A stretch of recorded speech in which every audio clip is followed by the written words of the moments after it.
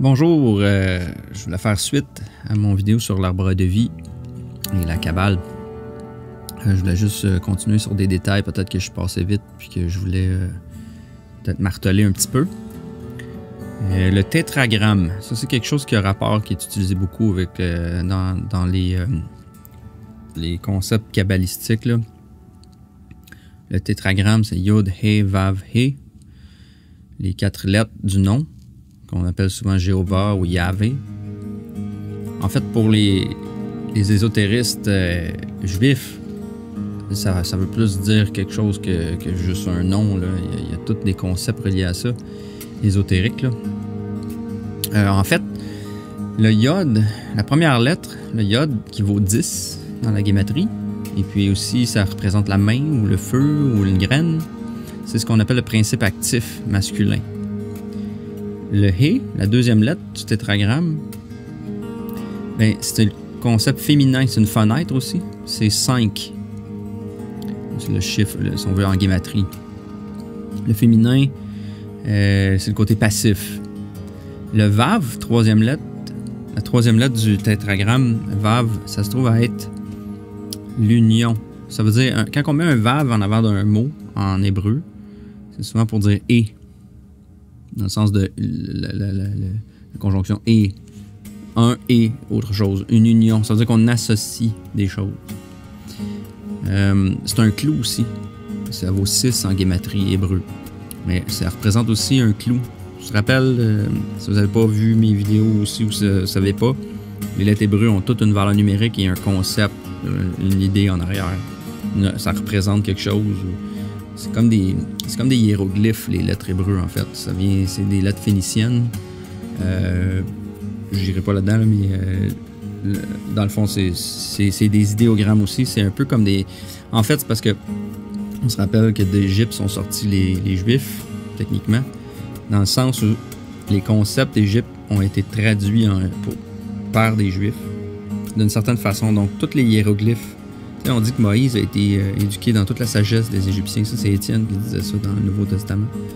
Ben oui, parce qu'il a passé 40 ans à se faire élever, dans le fond, en Égypte. Après ça, il est allé en Madian avec les Cananéens, étudié 40 ans. Puis après ça, il est revenu, puis il a été 40 ans avec son propre culte, machin. Fait que, par là, on comprend que c'est une métaphore aussi pour dire que dans le fond d'Égypte, toute la connaissance d'Égypte est sortie et aussi s'est mélangée à celle cananéenne. Puis on a fait des nouveaux concepts, mais c'est les mêmes, c'est juste comme une traduction. C'est ça, Babel, en fait, là. C'est juste une traduction différente des mêmes concepts. Donc tout le monde se bat, mais pour les mêmes raisons. C'est juste pour, dans le fond, dominer les idées. Donc, je reviens à mon sujet, pas d'aller trop loin. On a le Yod, le He, le Vav. Donc, on a 3 lettres différentes dans le tétragramme. Il y a 4 lettres. Oui, tétragramme, tétragrammaton, ça veut dire les 4. Tétra, c'est 4. Gramma, aton. Donc, les 4 symboles solaires. Donc, on a Yod, He, Vav qui font 3. Et de ces 3-là, on va faire un 4e. Qui est en fait déjà dans les 3, mais qui va être un peu différent. Bon, on a dit, en fait, en faisant le début du mot, on a Yod, He, on a un plus et un moins. Puis, c'est Yah. Donc, on dit le nom de Dieu, Yah. C'est Lou et Yah.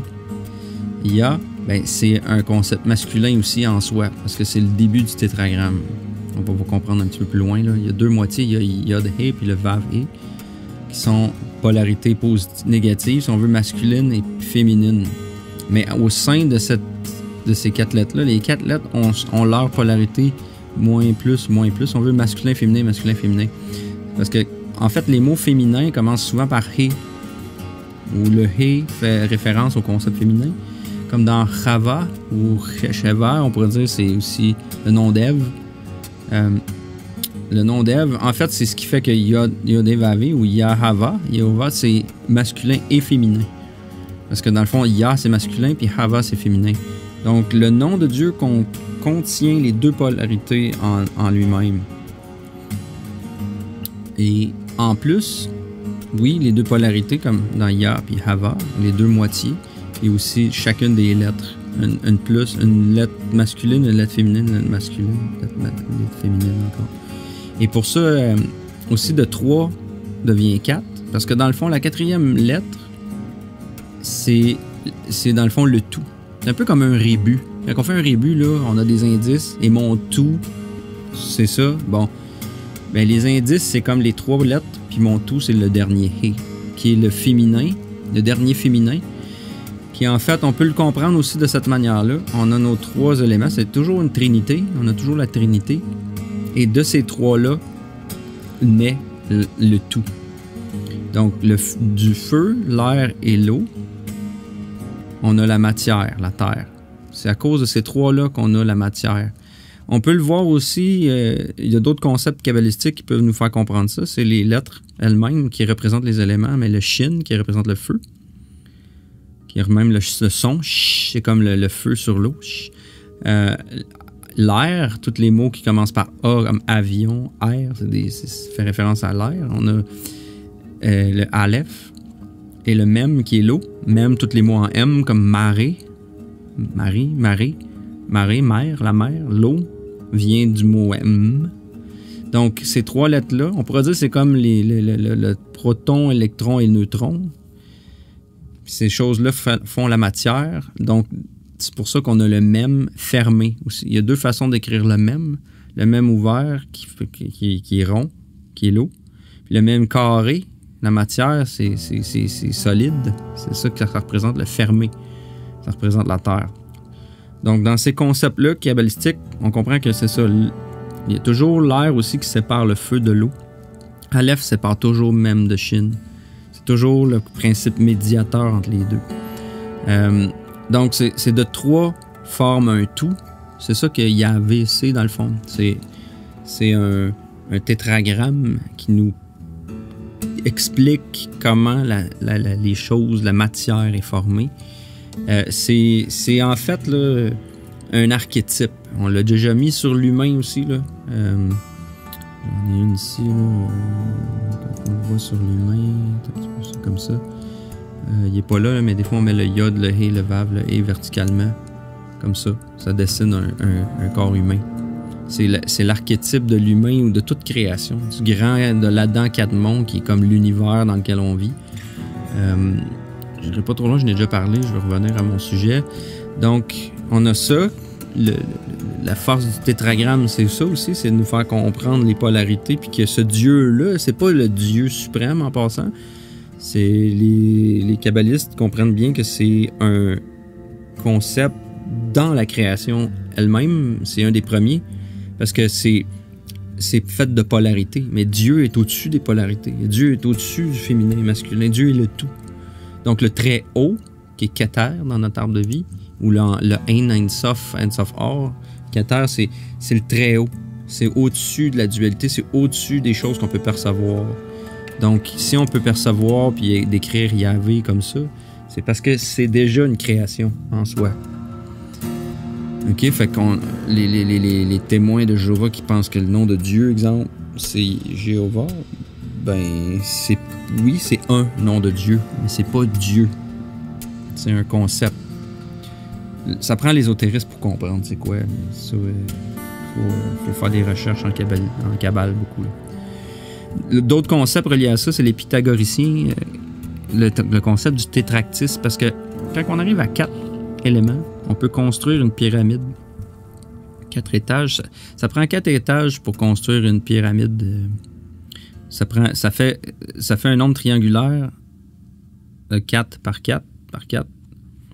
Puis si on met le tétragramme là-dedans, Yod, Yod-He, Vav, puis Yod-He, Vav-He, c'est comme si on forme le tétragramme à partir de sa graine, la source première, qu'on y rajoute les 2 polarités, les 3 puis les 4, on obtient un tout. Puis ce tout-là, si on regarde la gématrie de ça, c'est 72, parce qu'on a un He qui vaut 5, 2 Vav qui valent 6 chaque, on a 3 He qui valent 5, et 4 Yod qui valent 10 chacun, pour un total de 72, qui est un nombre à réfléchir, là, qui est très, très révélateur. Ça fait 9 si on le réduit. Hein. Puis ça a rapport, bien sûr, avec aussi un pentagramme. C'est aussi le nombre d'années que ça prend au zodiaque de faire une précession d'1 degré à toutes les 72 ans. Donc, c'est un nombre précessionnel. C'est juste pour montrer la géométrie de tout ça, mais aussi que quand on le construit sur 4, on obtient le tout.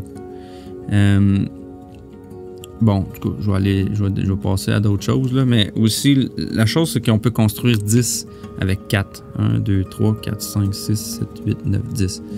Ça prend 4, 1, 2, 3 et 4. Hein, les 4 premiers chiffres, là, après le 0, là, on a le 1 qui apparaît, 1 point. Après ça, on a 2 qui apparaît. C'est comme les quilles. C'est pour ça que dans un jeu de quilles, il y a 10 comme ça. 3 et 4. À partir... Ça prend 4. Les chiffres 1 à 4, si on les additionne ensemble, 1 plus 2 plus 3 plus 4, on obtient 10. On obtient le total. On obtient la dizaine. On obtient comme les 10 séphirotes de l'arbre. On obtient la totalité. Si on revient un petit peu aussi à notre arbre que j'ai présenté la dernière fois, on se rappelle, on a nos 10 séphirotes, que moi je calcule un petit peu du 0 à Keter, puis à 10 dans le fond à Malkout. Mais bon, c'est libre à vous, là. Il y a quand même des concepts là-dedans qui sont tous bons. C'est valide quand même, là. Même si je déplace des petits trucs, c'est juste une façon de le comprendre. Je trouve qu'ici, ce qui est le fun, c'est que là, dans cette vision-là aussi, on voit c'est quoi l'arbre de vie, mais vu, si on veut, en cercle concentrique ou en sphère concentrique, au lieu de voir l'arbre en hiérarchie comme ça, verticale ou même 3D, c'est plus comme en sphère. On comprend que les choses sont dans les choses, comme l'arbre est dans ses feuilles marilon-marilé, là. Ben, c'est que, dans le fond, l'arbre de vie, c'est un arbre dans un arbre dans un arbre dans un arbre. C'est des fractales, puis c'est un pattern qui se retrouve à différents niveaux de la création, mais c'est le blueprint. Tout est basé là-dessus. On comprend ça, on comprend tout. Pourquoi il y a 2 arbres? Je n'ai parlé vite, mais pourquoi il y a 2 arbres dans le jardin d'Éden? Il y a l'arbre de la connaissance du bien et du mal, qui est la dualité, puis après ça, si on remonte plus haut, si on remonte et on connaît les deux côtés de la médaille, on peut remonter l'arbre de vie, se rendre à Dieu, puis devenir comme Dieu. Donc c'est ça que les Elohim ne voulaient pas qu'on revienne vers Dieu. Dans Genèse. Il y a peur que... C'est dans Genèse 1, 2, c'est dans 2, dans 1, en tout cas, qui dit... Ils disent que quand ils mangent du fruit de l'arbre, là, c'est peut-être dans 3 même, qu'ils ont peur que le jour où tu vas en manger, tes yeux vont s'ouvrir, tu vas devenir comme Dieu, connaissant le bon et le mauvais.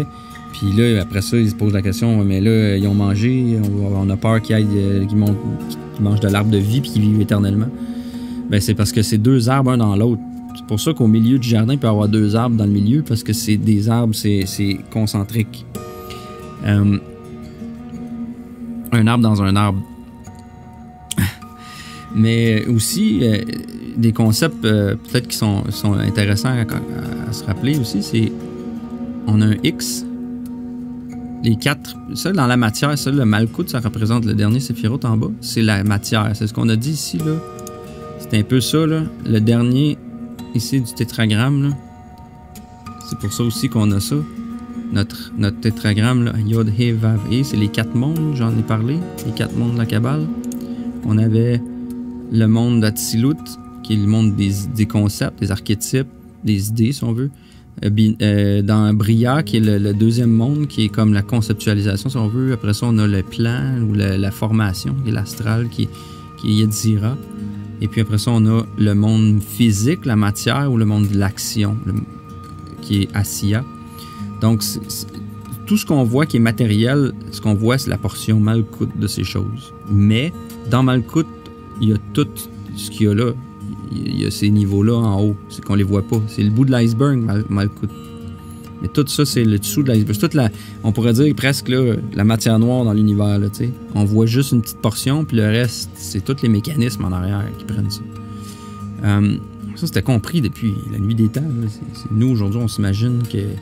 Les scientifiques aujourd'hui s'imaginent que en ancien temps, le monde était épais. Fait qu'eux autres, ils voient les concepts comme s'ils étaient archaïques. Quand ils étudient l'ancien temps, ils se disent « Ouais, mais ils savaient pas ça, ils pouvaient pas savoir ça. » Mais en fait, on savait déjà tout ça. C'était déjà révélé, ces choses-là. C'est juste qu'on les a perdues. Puis là, aujourd'hui, on se pense bien intelligent, mais dans le fond, c'était déjà connu dans les temps anciens. Dans les cycles anciens, on s'est rendu à des niveaux bien plus hauts que maintenant. Donc, le X marks the spot. On se rappelle. Donc, le X, c'est ton X. Quand on dit on est sur notre X, on est à notre place, on est sur notre matière, on est à notre... C'est nous.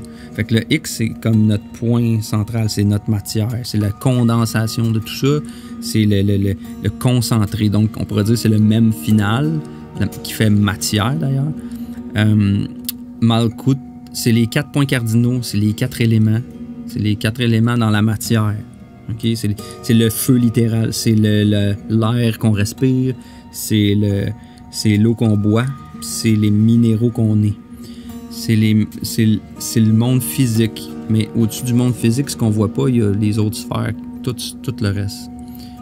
Mais pour arriver à faire un monde physique, ça prend beaucoup d'énergie. Pour arriver à faire tout ça, ça en prend beaucoup. C'est pour ça que les sphères sont énormes après.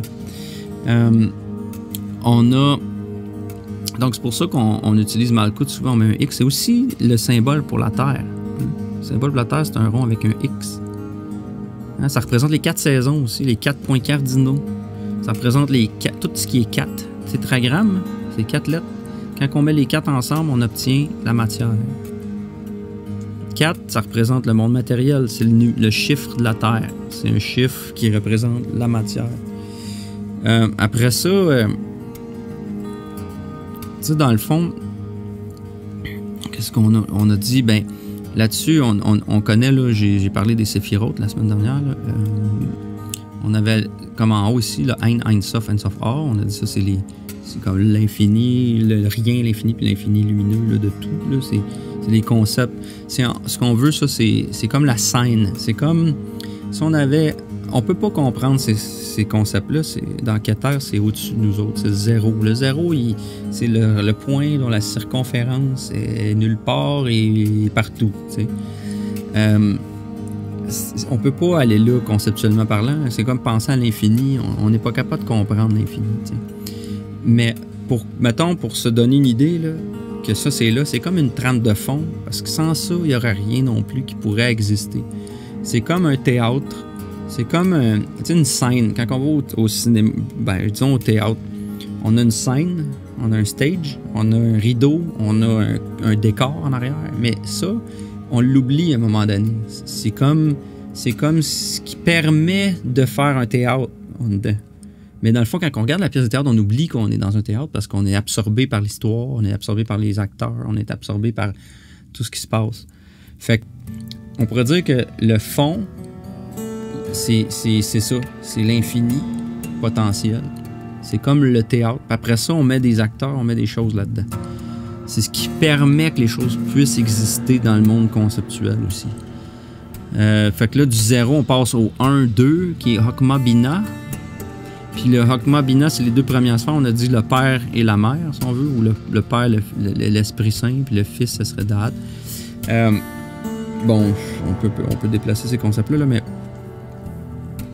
là où je m'en vais avec ça, c'est juste pour refaire un petit peu une révision de notre arbre. Là, on avait Keter, après ça, on a Hokma Bina, que moi, je placerais plutôt Hokma Bina ici, mais parce que les 3 ensemble forment Da'at. Da'at, en fait, si on le voit comme ça ici, là, on a Keter qui est en dehors de tout, qui est en dehors, là, puis qui, ici, on l'a mis là. Après ça, là, on a Da'at qui se trouve à englober tout, qui touche, dans le fond, Bina, Hokma Bina, Essed et Gevura. Puis après ça, on a les autres à l'intérieur de ça. Fait que c'est comme si la connaissance a permis que tout le reste en dessous de ça existe. C'est en mettant tous ces concepts-là ensemble, en les mariant. En mariant Hokma et Bina, on obtient, en mariant les 2 hémisphères du cerveau, autrement dit, le côté créatif, qui est le côté Hokma, qui est le côté du zodiaque, qui est en fait le côté archétypal. C'est des archétypes, le zodiaque, c'est comme des idées, c'est juste des concepts qui nous servent pour, après ça, les reconnaître dans la création grâce à notre intelligence de Bina qui comprend la lumière, autrement dit la lumière blanche et sa compréhension. Quand on les met ensemble, on peut créer. Donc tout le monde en dessous de tout ça est créé. Fait que là, d'en haut découle l'arbre, on tombe de l'arbre. La pomme, c'est le fruit. Puis la pomme tombe de l'arbre, fait qu'il tombe d'en haut, puis tombe en bas. Donc de Keter à Malkuth. Fait que, en descendant, ben, il y a toute cette création, la Trinité principale qui se nie en Da'at, qui est comme la Trinité. Les trois premiers qui forment les quatre. C'est pour ça que, tu sais, dans notre homme, encore Yod-He, Vav-He, ben, on a la Tzilut, on a le Bria, on a les quatre mondes. C'est toujours analogue aux quatre éléments parce que ça prend 3, de 3, 4, puis tout découle de ça. Les 10, on a dit tantôt mathématiquement. Donc, le reste, ça se trouve à être dans la création. On va se retrouver avec Hesed, Gevura, les différents séphirotes, là, qui est la miséricorde, la sévérité, la beauté, la victoire, la splendeur, la fondation et, dans le fond, le royaume. Donc, on a ces concepts-là. Ces concepts-là, on peut les rattacher à différentes choses. Exemple, les planètes sont un peu... C'est pour ça qu'on met les planètes avec ça, parce que les 7 planètes visibles sont un reflet de ces idées-là. Puis il ne faut pas se tromper, là, les planètes ne sont pas nécessairement... oui, ils ont rapport aux séphirotes, si on veut, mais sont plutôt... Dans le monde, les planètes qu'on voit avec nos yeux, là, quand on regarde Saturne, ou qu'on regarde le Soleil, c'est des éléments physiques. Dans le fond, ce qu'on observe, c'est le Malkuth de chacune de ces planètes-là. Les planètes ont toutes un arbre aussi. Fait que le monde physique, ce qu'on observe quand on parle des planètes physiques, ce qu'on voit, c'est le Malkuth de ces planètes-là. Mais n'empêche que toutes ces planètes-là ont des mondes, sont des mondes. Donc, à différents niveaux d'un arbre. C'est comme les glandes d'un univers. Si ça, c'est un être vivant au complet. Nous, la Terre est là, puis nous, on est comme là-dedans aussi, un arbre en petit. Mais les planètes sont un peu comme les glandes ou les chakras de ce grand être-là. Même chose, les noms de Dieu, qui sont en fait, là, au début, là, en haut de tout ça, là, on a les noms de Dieu. Les noms de Dieu, selon la Kabbale traditionnelle, j'ai des versions ici,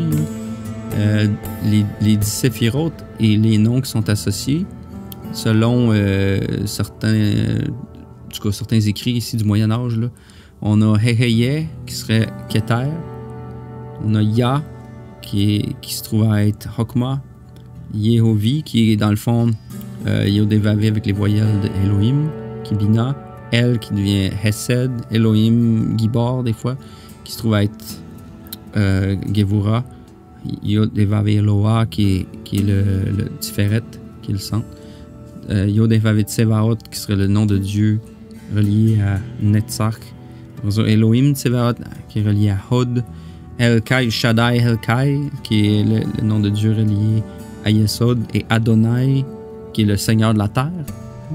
Adonai, c'est le Seigneur de la terre, matériel. Fait que c'est pour ça qu'il est associé ici à Haaretz, à la terre, à Malkuth. Donc les noms de Dieu sont ici, sont dans chacun des séphirotes qu'on voit là. On a mis Keter. Dans Keter, on a le nom Heheye. Ensuite, dans Hokma, Yod-He-Vav-He, qui serait plutôt Ya, là, je dirais. Là. Ici, on devrait avoir Yehovi. Après ça, Elohim, ce serait Da'at. Yod-He-Vav-He Elohim. El, ça se trouve à être le nom de Dieu pour Hesed, ainsi de suite. On a Elohim Gibor, ici on a Yod-He-Vav-He Elohim Da'at. Après ça, on a Yod-He-Vav-He Tsevaot, des armées. Là. Tsevaot, ça veut dire des armées, là, quand on voit Jéhovah des armées, ou le Seigneur des armées. Elohim Tsevaot, ou sinon Shaddai El-Kai, qui est Seigneur le puissant. Seigneur tout-puissant. Le puissant, ben oui, c'est Yesod. Yesod, c'est le sexe. Quand on est puissant, c'est parce qu'on est érigé, on a la puissance du sexe. Puis Adonai Haaretz, c'est la terre. Donc on a les noms de Dieu ici, reliés à chacune des séphirotes, qui se retrouveraient dans le monde de Bria, parce que les noms de Dieu sont dans le monde de Bria ici. Après ça, on a les noms des anges qui se trouveraient en dessous de ça. Dans le monde de Yetzira, qui se trouve être le monde astral. C'est les angles de lumière. Les anges, c'est ça qu'on a ici, là. On a tous les noms des anges selon la Kabbale chrétienne, je crois, là. Ensuite, on a les décans, les anges des décans, qui sont les 36. 36, c'est 10 degrés par décan. Décan, ça veut dire 10, décan. Et c'est 10 degrés du zodiaque, il y a 360 degrés d'un cercle, donc il y a 36 décans. Puis ils sont doubles parce qu'il y a 5 degrés. Chacun des anges a 5 degrés. Des angles. Hein, c'est des anges, c'est une métaphore des angles. Donc on a. C'est ça qui est débile. Les mots ne sont pas choisis pour rien. C'est des métaphores, tout ça. C'est extrêmement puissant quand on comprend l'ésotérisme. C'est 36. On a dit que c'était les décans, mais si on les redivise en deux, donc 5 degrés chaque, on a 72 angles ou anges, qui sont les décans, qui sont les... en fait, les... je me suis trompé ici, là. Mais c'est les 72 anges. C'est des degrés du zodiaque, en fait. C'est ça que ça représente, les anges. Donc, on a dit 72, tantôt on en a parlé un petit peu. C'est relié au zodiaque, là. Donc ça fait le tour un petit peu de ce qu'on voit là. Les anges, en passant, là, on a les archanges. Dans la Kabbale juive, il n'y a pas d'archange. Si vous lisez l'Ancien Testament, le mot archange n'existe pas, c'est un concept chrétien. Mais on peut quand même utiliser archange là, pour se comprendre. Là. Mais c'est des anges régents ou des chefs. Dans le fond, c'est des anges qui sont au-dessus des autres. Là. Il y a l'ange de Keter qui est Métatron. Ensuite de ça, l'ange Raziel, qui serait l'ange de Hokmah. Après ça, on a Tzavkiel, Bina. Après ça, Tzadkiel pour Esed. Ensuite, Kamaël. Ensuite, Raphaël, Hanaël, Michaël, Gabriel et Sandalphon. Ça, c'est les anges qui ont rapport avec les différents séphirotes du monde de Yetzira. En fait, Yetzira, ça serait comme le monde ici. Le monde central, là, on pourrait le voir, je l'ai mis ici, là. Le monde des formations. C'est les anges se trouvent à agir là. Parce que dans le fond, la lumière arrive de la Trinité et est répartie selon les angles, puis nous arrive à nous, puis nous forme. C'est pour ça que notre carte de naissance, quand on pense à ça, notre X, là, c'est ça on appelle notre carte natale, là, notre thème natal en astrologie. Ben, c'est une photo. Tu sais, dans le fond, là, c'est une photo du ciel. C'est une photo de nous. C'est comme notre... ça serait... Moi, j'aime ça dire ça de même, là, mais je trouve que c'est notre vrai certificat de naissance. C'est celui que Dieu nous donne. C'est pas le faux certificat de naissance là, qui est un acte d'esclavage là, que les humains nous mettent. Les gouvernements, le Vatican a commencé ça au Moyen-Âge, là, de commencer à émettre des certificats de naissance parce que en envoyant des colons de l'autre côté dans les autres pays, puis outre-mer, après la Renaissance, ben, il a fallu contrôler les naissances. Il a fallu contrôler ça. C'est du trafic humain. C'est juste pour qu'on... En tout cas, je ne rentrerai pas dans le débat, là, mais les certificats de naissance, c'est du trafic humain. C'est un certificat d'esclavage, en fait. C'est que t'acquiers... Si tu t'identifies à ce papier-là, tu deviens... C'est que tu acceptes d'être esclave de César. À qui ça appartient, ce papier.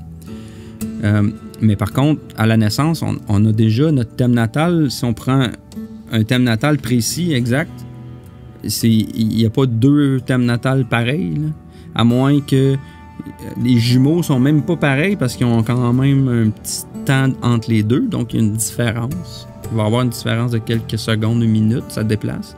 Donc les choses se déplacent, ne sont pas identiques, mais dans le cas... même de deux personnes nées à peu près en même temps, mais à deux endroits différents sur la planète, ça va aussi être différent parce que, dépendamment d'où tu es sur la latitude, ça va changer ton thème natal, ça change des angles. Les anges t'arrivent pas de la même façon.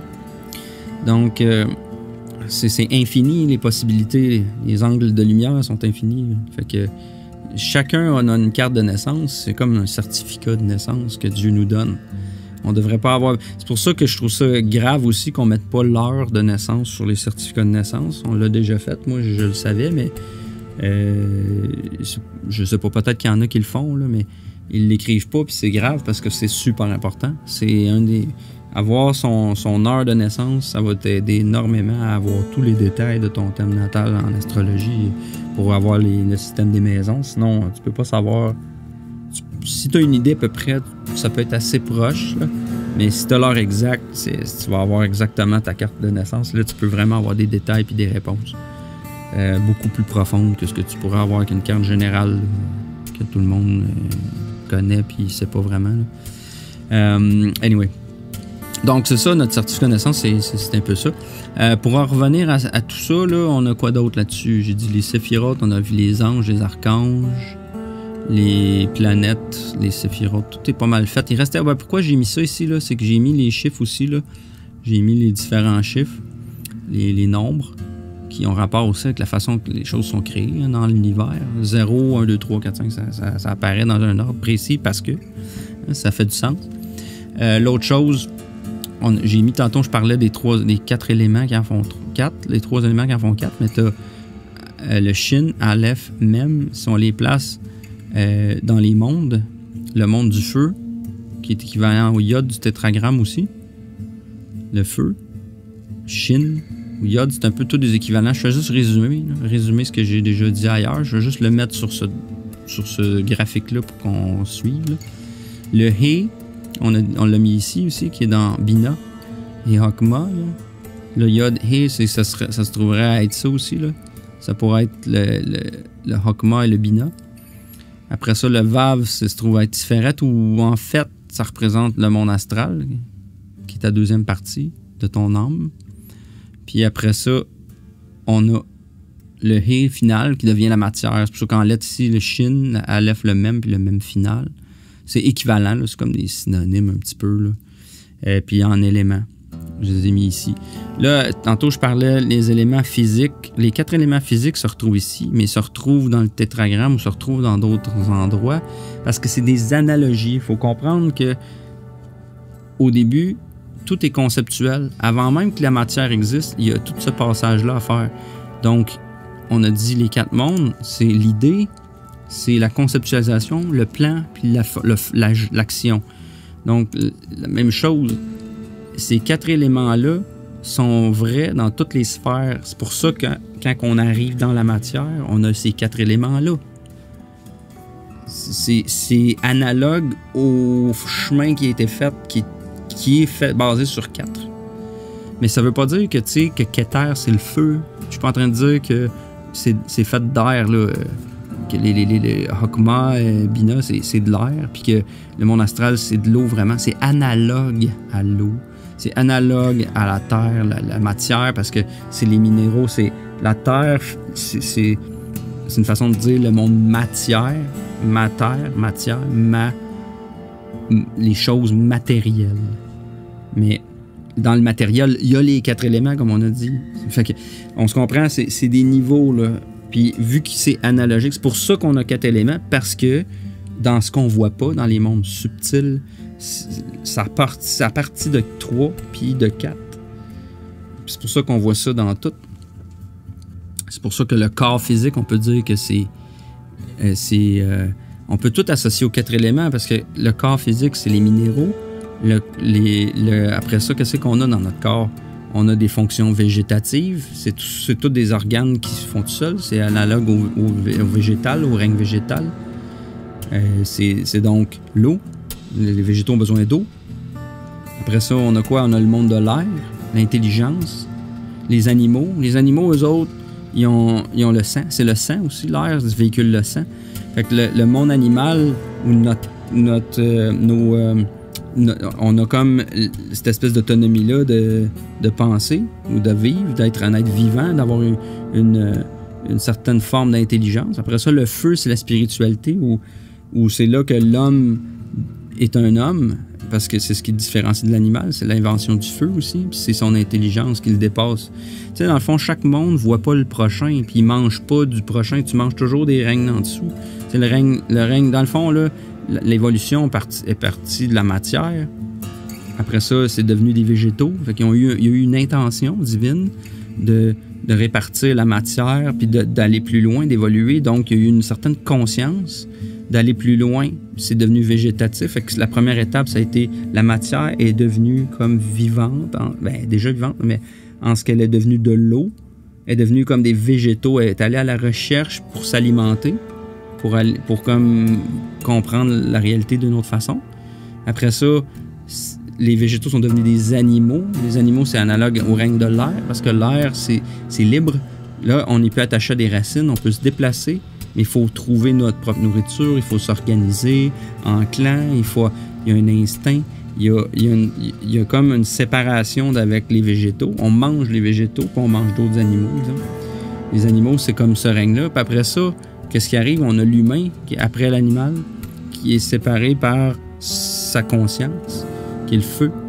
Donc, qui est le lien après ça, ces 4 éléments-là, si on les maîtrise, on les comprend, on les fait, on a la quintessence. C'est pour ça que l'humain, c'est un pentagramme aussi. C'est comme une étoile. Il y a la tête, les 4 membres, mais c'est parce que, comme l'homme de Vitruve, c'est les 4 éléments, puis la quintessence. La quintessence, c'est le lien avec Dieu. Fait que l'humain fait sa job de jardinier du jardin d'Éden, qui est ça. Ben, il va relier les mondes en haut avec Dieu. C'est ça sa job. Il y a le feu. Le feu, c'est la consommation de tout ce qui est en dessous. C'est pour ça. Là. En tout cas, j'espère que c'est clair. Là. Je voulais juste aller là-dessus. Puis peut-être juste un autre petit mot. J'ai parlé vite des niveaux de l'âme. On n'ira pas en détail.